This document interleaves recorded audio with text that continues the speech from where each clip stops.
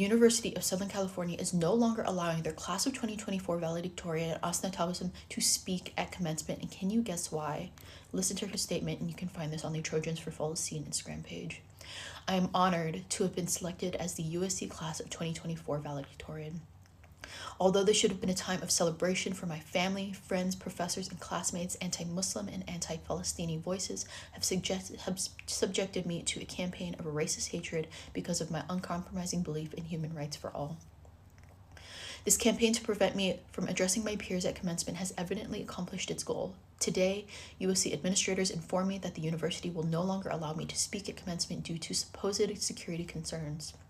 I am both shocked by this decision and profoundly disappointed that the university is succumbing to a campaign of hate meant to silence my voice.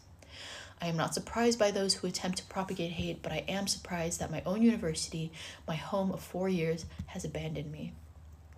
In a meeting with the USC Provost and Associate Senior Vice President of Safety and Risk Assurance on April 14th, I asked about the alleged safety concerns and was told that the university had the resources to take appropriate safety measures for my valedictory speech, but that they would not be doing so because since increased security protections is not what the university wants to present as an image. And this is me talking. That is absolutely bullshit. Security is everything to them. They are in South LA for a reason, and they do everything they can to maintain security for their rich students. Continuing, because I am not aware of any specific threats against me or the university, because my request for the details underlying this university's threat assessment has been denied, and because I am not being provided any increased safety to be able to speak at commencement, there remain serious doubts about whether USC's decision to revoke my invitation to speak is made solely on the basis of safety. Instead of allowing the campaign of hatred to define who I am and what I stand for, let me therefore take this opportunity to tell you about myself. I am a first-generation South Asian American Muslim whose passion for service stems from the experience of my grandparents, who were unable to access life-saving medical technology because they had been displaced by communal violence. I am a biomedical engineer who learned the meaning of health equity through developing low-cost and accessible jaundice for babies whose darker skin color conceals the visual yellowing of their complexion. I am a proud Trojan who loves my campus that has enabled me to go from building a walker to shipping medical gowns to Ukraine to writing about the Rwandan genocide to taking blood pressure measurements for our neighbors in Skid Row.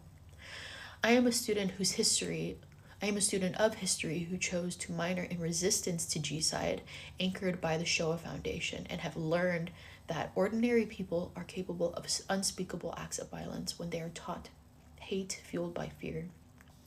And due to widespread fear, I was hoping to use my commencement speech to inspire my classmates with a message of hope. And by canceling my speech, USC is not only caving to fear and rewarding hatred. My identities and experiences inspired me to think outside the box, a mindset I cultivated at USC, and it is this very quality that contributed to my selection as USC Valedictorian.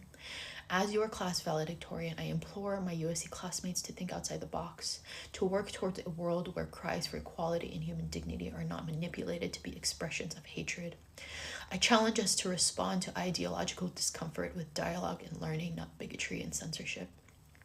And I urge us to see past our deepest fears and recognize the need to support justice for all people, including the Palestinian people.